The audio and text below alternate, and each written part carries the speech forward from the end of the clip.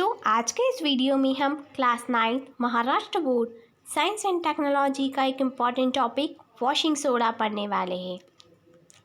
Formula of washing soda is Na2CO3.H2O। Start करते हैं। The hard water from a well or a bore well become soft on adding the washing soda.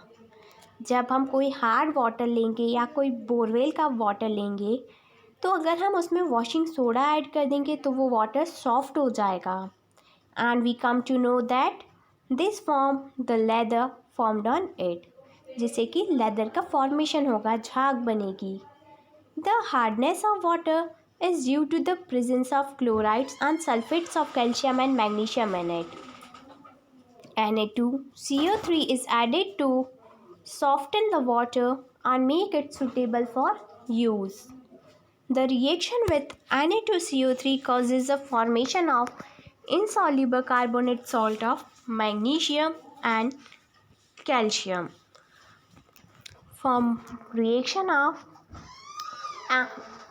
MgCl2 in the aqueous solution plus Na2CO3 in the solid form the MgCO3 in the solid plus 2NaCl in the solid form. Sodium carbonate is a water-soluble salt of sodium. Crystalline sodium carbonate, on keeping, loses its water of crystallization rarely, and a white powder is obtained. This powder is called the washing soda. So, formula is Na2CO3.10H2O makes in the presence of minus H2O Na2CO3.H2O white powder, which is known as washing soda. Properties and uses of washing soda. Washing soda is a whitish and the odorless powder at room temperature.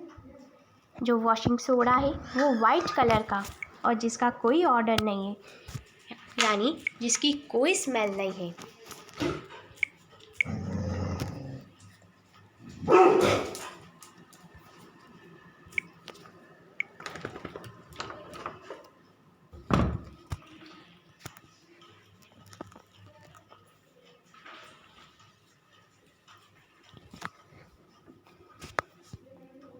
Washing soda is a whitish and the odorless powder at room temperature. Litmus has a blue color in the aqueous solution. Litmus का blue color आता है aqueous solution में. It is hygroscopic, that is absorb the moisture is left exposed to air. It is used mainly for washing the cloth. Sodium carbonate is used in the glass and paper industry and also in the refining of petrol. आज के इस video में हम लोग एक important topic some crystalline salt, जो कि class 9 science and technology का इम्पॉर्टेंट टॉपिक है। स्टार्ट करते हैं। We have learned about the water of crystallisation in the previous chapter. We use the various salt which contains the water of crystallisation. Water of crystallisation हम last chapter में पढ़ चुके हैं। हमने ये भी पढ़ा है कि हम कैसे अलग अलग सॉल्ट्स को यूज़ करते हैं। Some substances in our daily use which contains of water of crystallisation. कौन से सब्सटेंसेस हम डेली लाइफ में यूज़ करते हैं जिसमें वाटर ऑफ क्रिस्टलाइजेशन प्रेजेंट है। First is alum, potash alum, K2SO4.Al2SO4 whole thrice .24H2O. Next is borax, Na2BO4O7.10 molecules of H2O. Third, Epsom salt, magnesium sulfate, MgSO4.7H2O. Next is barium chloride, BaCl2.2H2O. Last one is sodium sulfate, Gabler's salt, Na2SO4.10H2O. Collect some information on the properties and the uses of the substance listed above. You have learned that the alum is used in the process of water purification. हम लोगों ने पढ़ रखा है कि LM का use किया जाता है पानी को प्यूरिफाई करने के लिए। Because of the property of coagulation, the solid impurities in the water comes together, become heavy and settle at the bottom. इसमें क्या होता है, जो सॉलिड इम्प्योरिटीज़ है पानी में वो हैवी हो जाती है और बॉटम पर सेटल डाउन हो जाती है। As a result the water above become clear. इसकी वजह से जो पानी है वो क्लियर हो जाता है। Blue vitriol is used in the blood test for diagnosis the anemia. In the Borodix mixture, which is used as a fungicides on the fruits like grapes, muskmelon, slag lime, it is used with the blue vitriol.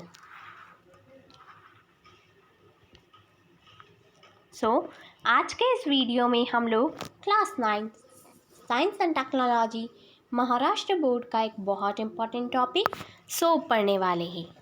Start करते हैं। When oil or animal fat is boiled with an aqueous solution of sodium or the potassium hydroxide, sodium or the potassium salts of carboxylic acid, it means fatty acid are formed.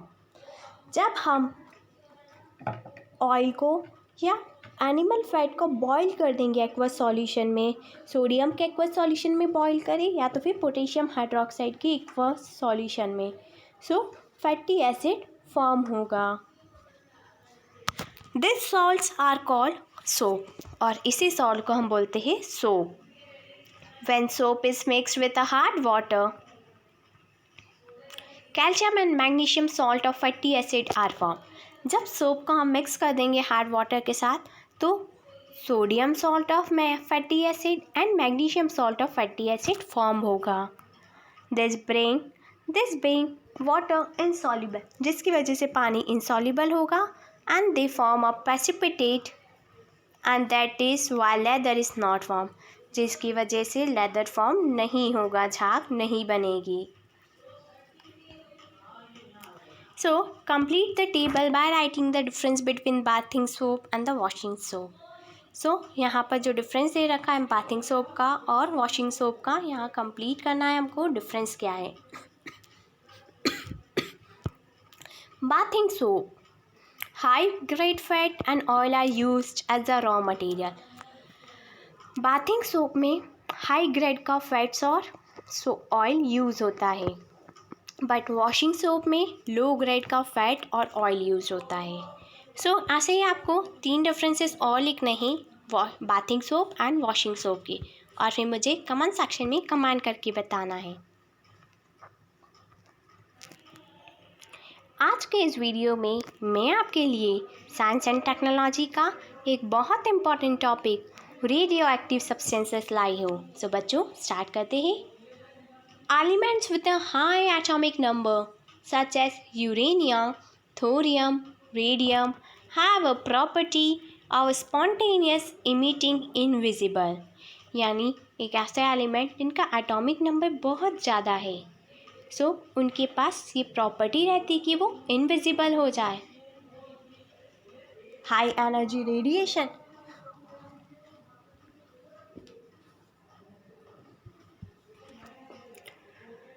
This property is called radio activity,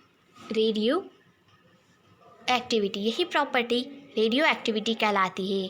और substance having this property is called the radio active substance, और जिन substance में ये property रहेगी उन substances को हम बोलते हैं radio active substances. The nucleus of radio active element is unstable.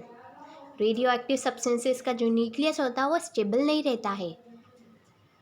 Radiation occurs from an unstable nucleus. Radioactive substances are relevant to our day-to-day life. However, before going further, let us learn something more about this sentence. These substances, 3 types of radiation are given out by the radioactive substances. These are alpha, beta and gamma rays. Radioactive substances के 3 radiations रहेंगे, वो है alpha race, gamma rays और beta race.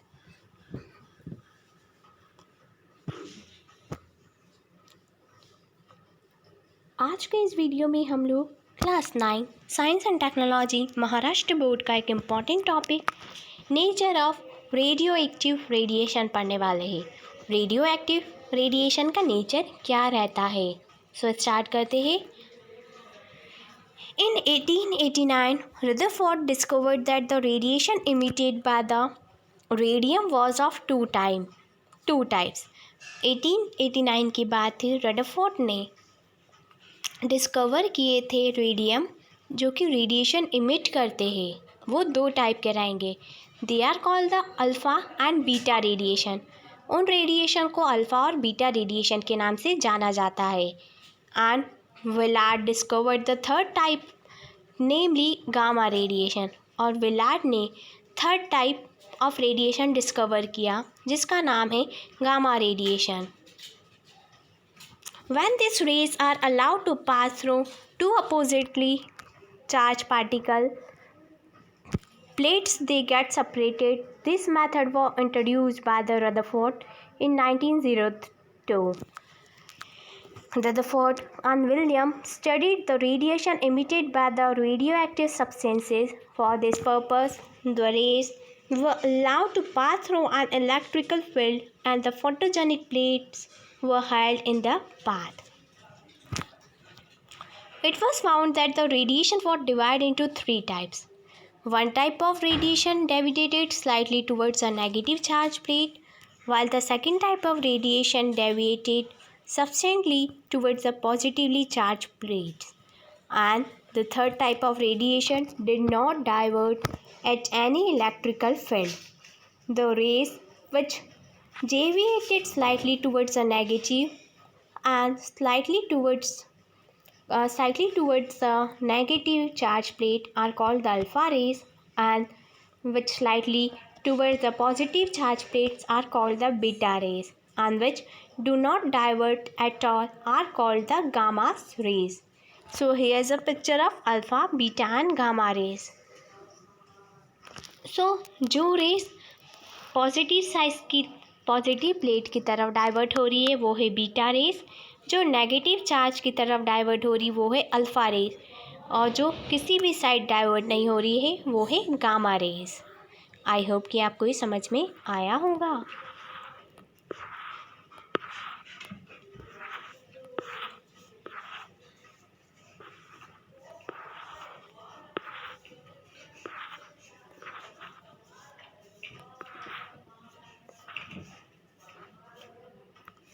आज के इस video में हम लोग class 9 science and technology Maharashtra board का एक important topic some chemical substance in day to day life पढ़ने वाले हैं। सो स्टार्ट करते हैं। The food that we eat, objects like cloth, utensil, watches, medicines and other objects are made from various kind of matter. जो चीज़ हम खाते हैं, जो कपड़े हम पहनते हैं, वो सभी अलग अलग टाइप की मैटर से बना हुआ है। This affects our health directly or indirectly. So let us learn about such substances. Firstly हम पढ़ेंगे colour, food colour and essence. Food का कलर और एसेंस के बारे में। So food color are mixed in most of the soft drinks and the foodstuffs available in the market. Food colour का use होता है बहुत सारी सॉफ्ट ड्रिंक्स में और बहुत सारे फूडस्टफ्स में जो कि हमको मार्केट में अवेलेबल रहता है। This food colour are in the form of powder, gels and paste. ये जो फूड कलर है वो या तो पाउडर के फॉर्म में हो सकता है या किसी पेस्ट के फॉर्म में या जेल के फॉर्म में। Food colour are use in the domestic as well as the commercial product. Food colour use होता है डोमेस्टिक पर्पज़ के लिए और कमर्शियल प्रोडक्ट्स के लिए।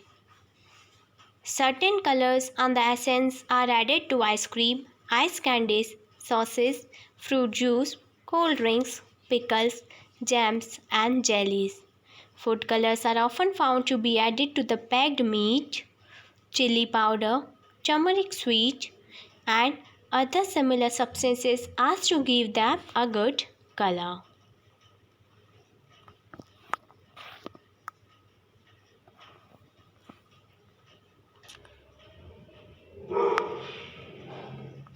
Harmful effect of artificial food colour. Artificial food colour के हार्मफुल इफ़ेक्ट्स क्या है?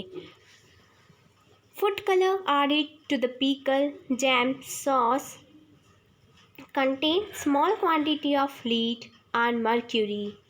This can be harmful to those who consume this product on the daily basis. ये उन लोगों के लिए हार्मफुल है जो इन सब्सटेंसेस का यूज़ डेली बेसिस पे करते हैं, रोज़ करते हैं।